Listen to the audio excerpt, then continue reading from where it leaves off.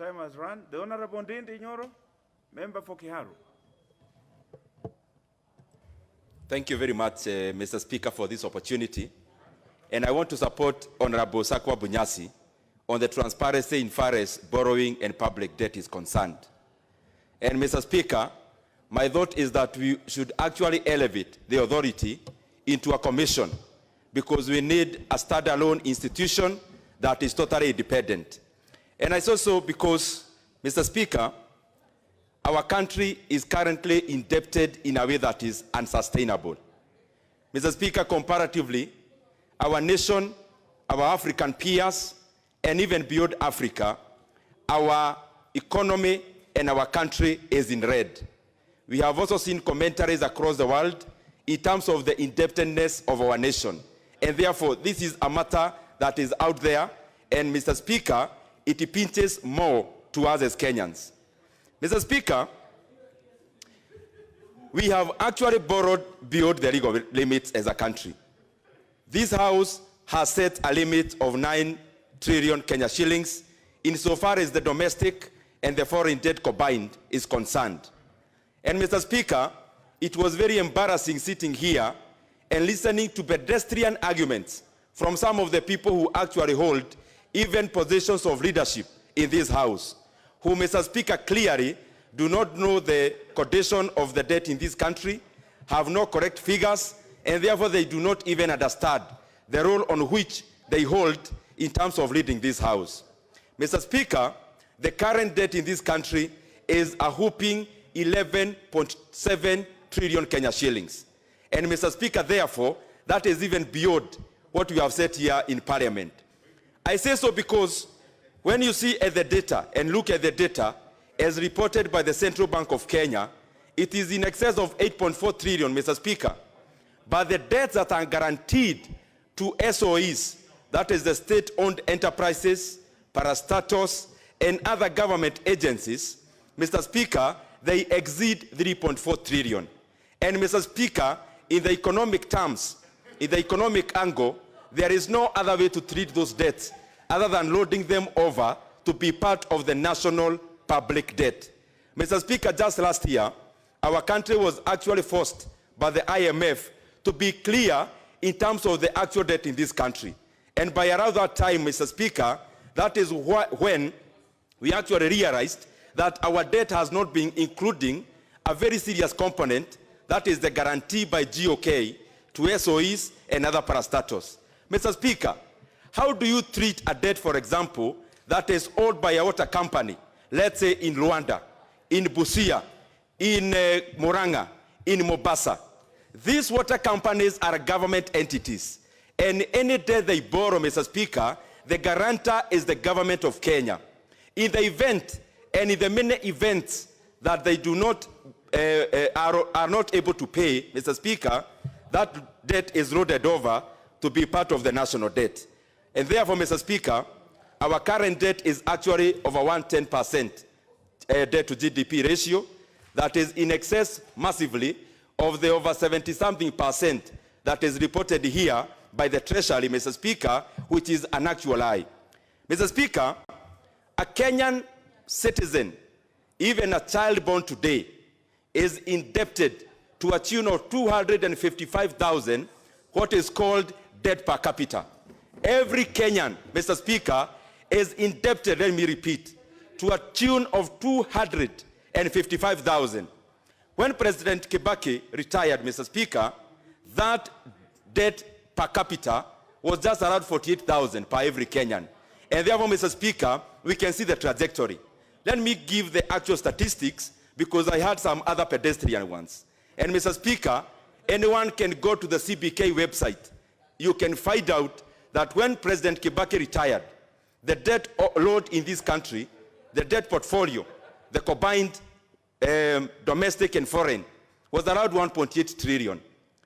By the time we are wrapping up the 2017 calendar year, it was just around 4.5 trillion Kenya shillings.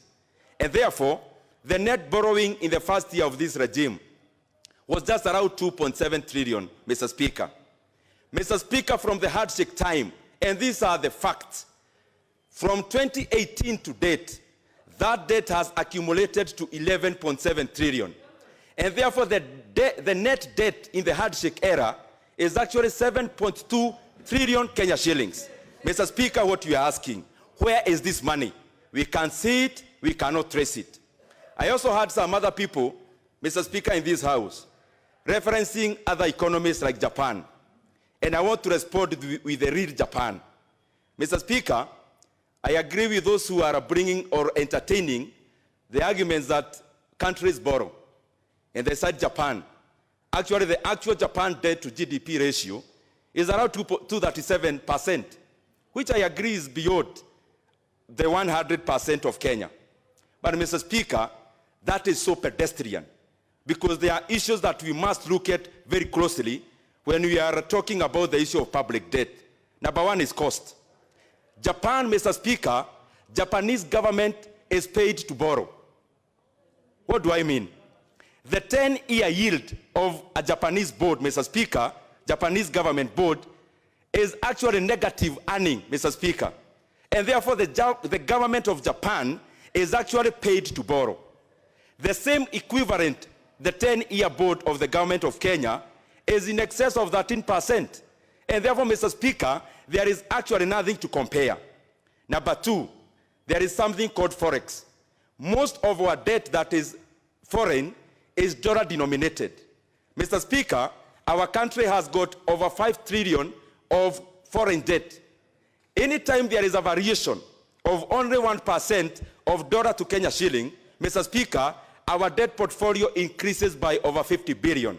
And therefore, Mr. Speaker, we cannot compare Kenya and Japan or even with the US.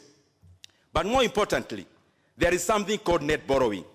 When we talk about national public debt, we actually take the figure of the monies that the government has borrowed.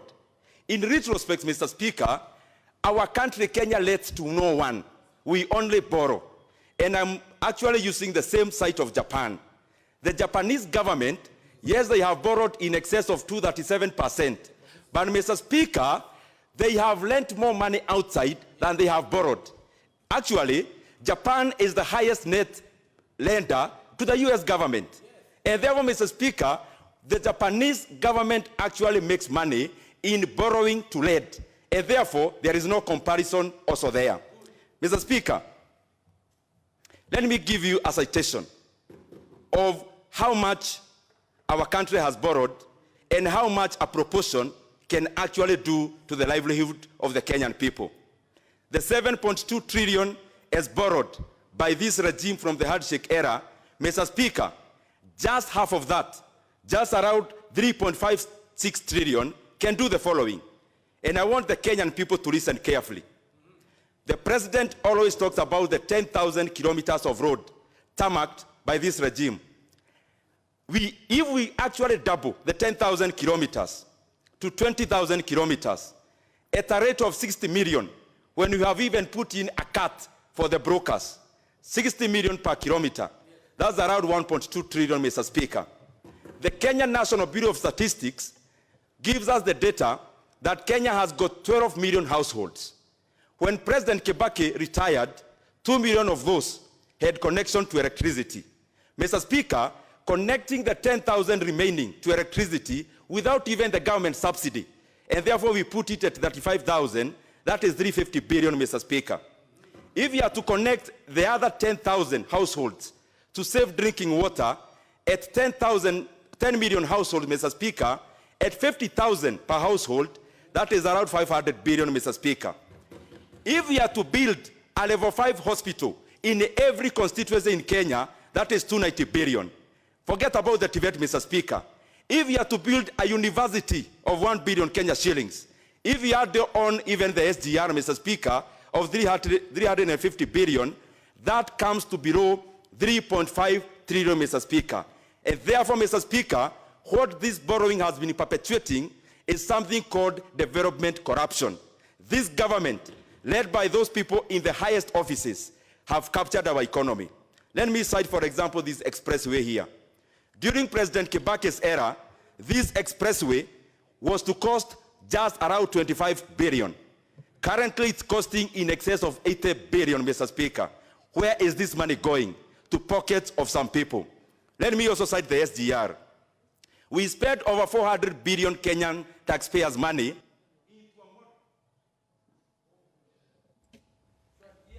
The Honorable Sotsi. Thank you, Mr. Speaker, for the opportunity.